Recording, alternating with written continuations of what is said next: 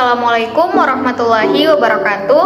Perkenalkan, nama saya Saila Majadah Kolbina dengan NIM 20409502008 dari kelas 20B Pendidikan Guru Pendidikan Anak Usia Dini Fakultas Ilmu Pendidikan Universitas Negeri Makassar.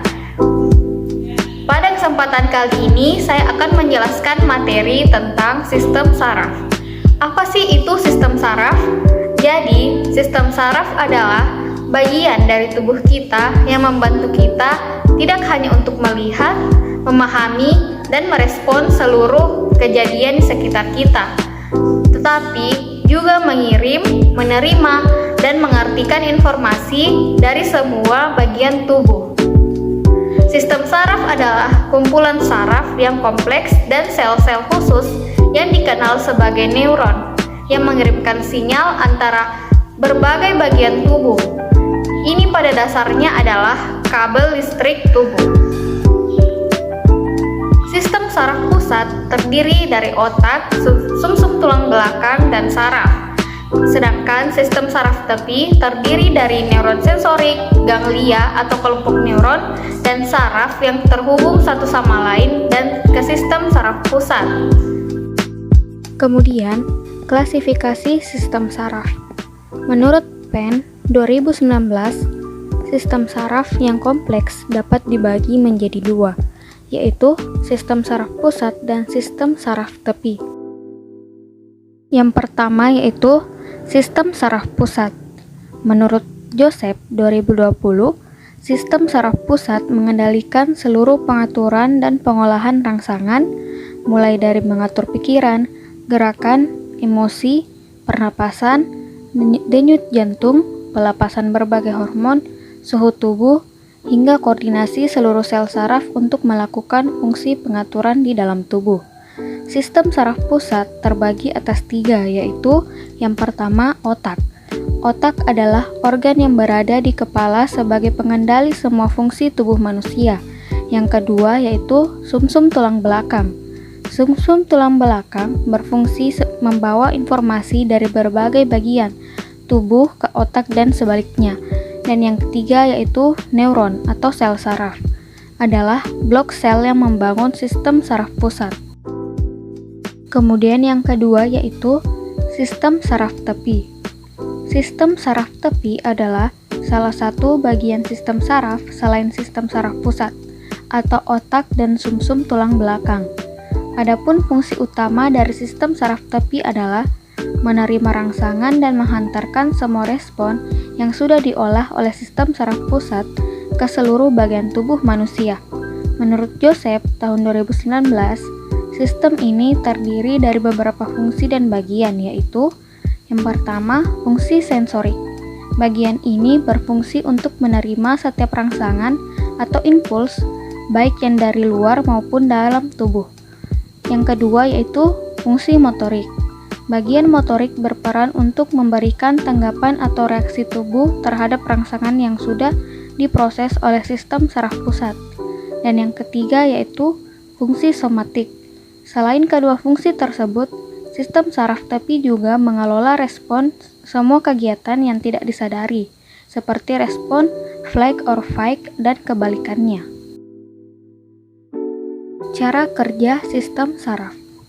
Cherry pada tahun 2020 menjelaskan bahwa sistem saraf pusat dan tepi berperan besar dalam mekanisme dalam tubuh. Dijelaskan bahwa sistem saraf dibagi menjadi dua bagian, sistem saraf pusat dan sistem saraf tepi. Sistem saraf pusat mencakup otak dan sumsum tulang belakang, sedangkan sistem saraf tepi mencakup semua saraf yang bercabang dari otak dan sumsum tulang belakang dan meluas ke bagian lain tubuh termasuk otot dan organ. Sistem saraf merupakan jaringan kompleks yang memiliki peran penting untuk mengatur setiap kegiatan dalam tubuh. Beberapa fungsi sistem saraf yang sering didengar adalah untuk berpikir, melihat, bergerak, hingga mengatur berbagai kerja organ tubuh. Kemudian, sel-sel saraf. Komponen penyusun sistem saraf terdiri atas neuron atau sel saraf dan neuroglia atau biasa disebut sel glia. Dalam sistem saraf, terdiri dari dua jenis utama dari sel yang dikenal sebagai neuron dan neuroglia. Pengertian neuron adalah struktur yang kompleks dan merupakan sistem komunikasi utama tubuh manusia, memiliki berbagai macam bentuk, sedangkan pengertian neuroglia adalah merupakan tempat suplai nutrisi dan proteksi pada neuron. Neuroglia merupakan unsur seluler dari susunan saraf yang tidak menghantarkan sistem saraf. Menurut Calik tahun 2016, neuron atau sel-sel saraf adalah unit struktural dan fungsional dari sistem saraf, merupakan sel halus yang khusus untuk menghasilkan dan mengirimkan impuls saraf. Neuron dapat bervariasi dalam ukuran dan bentuk, tetapi memiliki banyak ciri-ciri yang umum. Neuron memiliki dua karakteristik fungsional yang unik, yaitu iritabilitas dan konduktivitas. Iritabilitas adalah kemampuan untuk menanggapi rangsangan dengan membentuk impuls saraf. Konduktivitas adalah kemampuan untuk mengirimkan impuls saraf sepanjang akson ke neuron lain atau sel efektor. Karakteristik ini memungkinkan berfungsinya sistem saraf. Neuron yang berkumpul akan membentuk sistem saraf pada manusia dan juga hewan. Di dalam tubuh manusia terdapat miliaran neuron. Berdasarkan fungsinya, neuron terbagi menjadi tiga. Yang pertama yaitu sel saraf sensorik yang berfungsi sebagai menghantar impuls dari reseptor ke sistem saraf pusat, yaitu otak dan juga sumsum tulang belakang.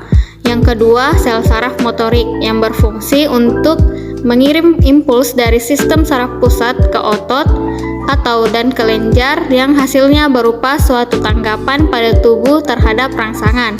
Dan yang ketiga yaitu sel saraf intermediate atau juga sel saraf konektor yang disebut juga dengan sel saraf asosiasi. Kemudian bagian-bagian sel saraf. Bagian-bagian sel saraf atau neuron terdiri dari dendrit, cabang dari neuron. Sel-sel saraf di otak disebut neuron. Setiap neuron terdiri dari satu badan sel yang di dalamnya terdapat sitoplasma dan inti sel. Dendrit berfungsi mengirimkan impuls ke badan sel saraf. Adapun badan sel merupakan bagian terbesar dari sel saraf yang mengandung banyak komponen penting. Di dalam badan sel terdapat sitoplasma, nukleus atau inti sel, dan nukleolus atau anak inti. Akson atau neurit merupakan serabut sel saraf panjang yang terlihat seperti penjuluran dari badan sel. Neurit mirip dengan dendrit, bedanya neurit hanya ada satu buah dan berukuran lebih besar dan lebih panjang. Akson berfungsi untuk mengirimkan impuls dari badan sel ke jaringan lain. Selaput mielin merupakan selaput pembungkus neurit. Selubung mielin tersusun dari lemak. Fungsi dari bagian ini adalah untuk melindungi sel saraf dari kerusakan dan mencegah bocornya impuls serta mempercepat hantaran impuls yang masuk. Selubung mielin diproduksi oleh sel glial. Sel Schwann merupakan sel yang mengelilingi selubung mielin. Sel Schwann berfungsi untuk mempercepat jalannya impuls, menyediakan nutrisi bagi neurit, dan membantu regenerasi dari neurit. Nodus Ranvier merupakan bagian antara dua segmen selubung mielin. Nodus Ranvier berfungsi sebagai loncatan impuls saraf agar sampai lebih cepat ke tempat tujuan. Dan yang terakhir adalah sinapsis. Sinapsis merupakan celah yang terdapat pada pertemuan satu neuron dengan neuron lainnya. Setiap sinapsis menyediakan koneksi antar neuron, sehingga memungkinkan terjadinya pertukaran informasi antara neuron tersebut. Informasi ini ditukarkan dalam bentuk zat kimia yang disebut neurotransmitter. Nah, itulah tadi penjelasan materi yang dapat saya sampaikan mengenai sistem saraf. Semoga apa yang saya sampaikan bisa bermanfaat bagi kita semua. Sekian dan terima kasih. Wassalamualaikum warahmatullahi wabarakatuh.